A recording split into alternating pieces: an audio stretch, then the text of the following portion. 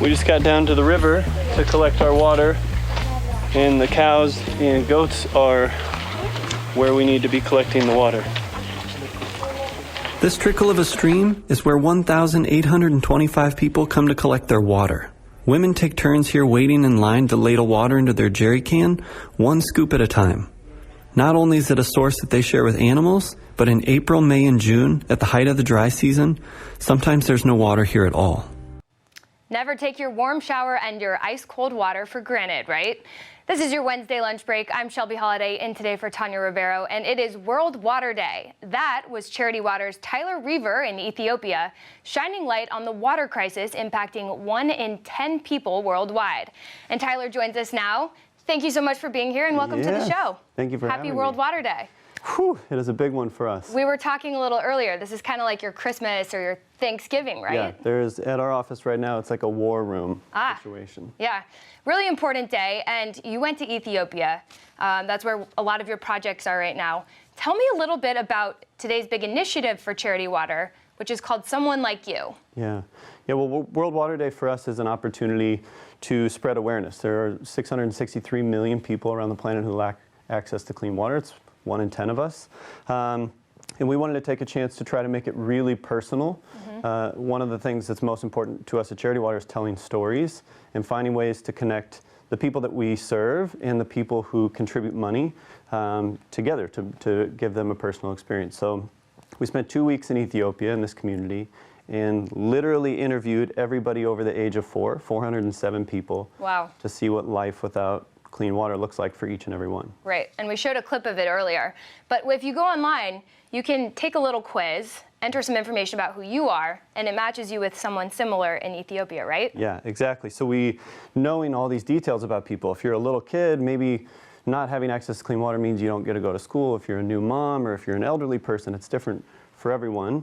As we started to see these differences, we thought, let's put together a quiz where anybody can come be matched up based on your values and your hobbies. And I actually took this quiz. This is the woman I matched with. Oh, this is who you got. You know her, you interviewed her. She's a 28-year-old woman. She has 5 children, and she spends a lot of time looking for water. Yeah. Just for the basic necessities of life. Yeah. So when you see her here, you hear from her, you see her, it really does put a face and a name with this water crisis. Absolutely, yeah. And the cool part about the page is you have these video portraits. You get to stare back into the eyes of this person. And then we have 360 video at the water sources. You can see women in particular, women and children collecting water and sharing stories and livestock walking by. And wow.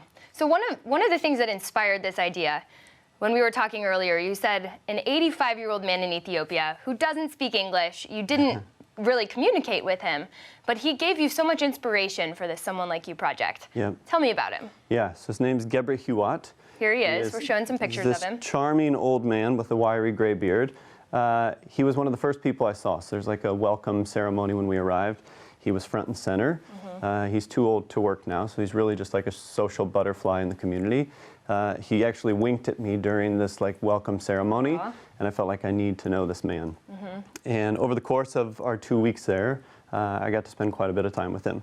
And he did. He reminded me of my late grandfather, just in the way he treated his wife and his family and me as a guest in his home. And it was just a powerful takeaway. All of us had an experience like that, where we saw someone we knew and someone that we had met in the community.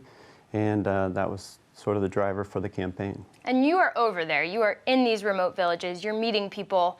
But one thing I think Charity Water does such a great job of is taking that experience and connecting it to donors who are here in New York City or around the U.S., around the world.